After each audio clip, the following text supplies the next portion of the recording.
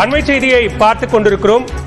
காஷ்மீரில் நடைபெற்ற தீவிரவாத தாக்குதலை தொடர்ந்து தற்போது பஹல்காம் பகுதிக்கு நேரில் சென்று பார்வையிடுவதற்காக ராணுவ தலைமை தளபதி உபேந்திர திவேதி உத்தம்பூர் சென்றிருக்கிறார். கூடுதல் விவரங்களோடு இணைகிறார் சிறப்பு செய்தியாளர் ராஜா.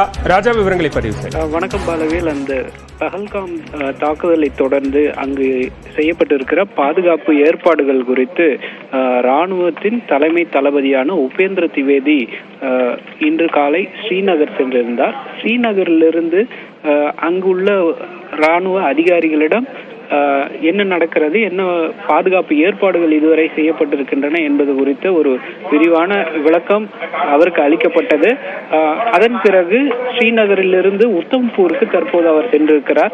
உத்தம்பூரில் உள்ள வடக்கு கமாண்டோடைய தலைமை அலுவலகத்தில் அவர் தற்போது ஒரு ஆய்வு கூட்டத்தை நடத்தியிருக்கிறார். என்ன நடந்தது, என்ன எப்படி அந்த பயங்கரவாத தாக்குதல் நடந்தது என்பது குறித்த ஒரு விரிவான விளக்கத்தையும் அவரிடம் அளிக்கப்பட்டிருக்கிறது.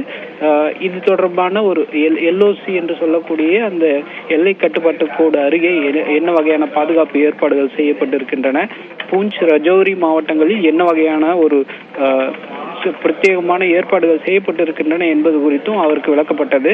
இதே போல பிற்பஞ்சல் என்ற பகுதியில் என்ன மாதிரியான ஒரு பாதுகாப்பு ஏற்பாடுகள் செய்யப்பட்டிருக்கின்றன, குறிப்பாக மலை பிரதேசங்களில் என்ன மாதிரியான அதாவது தற்காப்பு உத்திகள் செய்யப்பட்டிருக்கின்றன என்பது குறித்தும் ராணுவ அதிகாரிகள் உபேந்திர திவேதிக்கு தற்போது விளக்கமாக எடுத்துரைத்துள்ளனர்.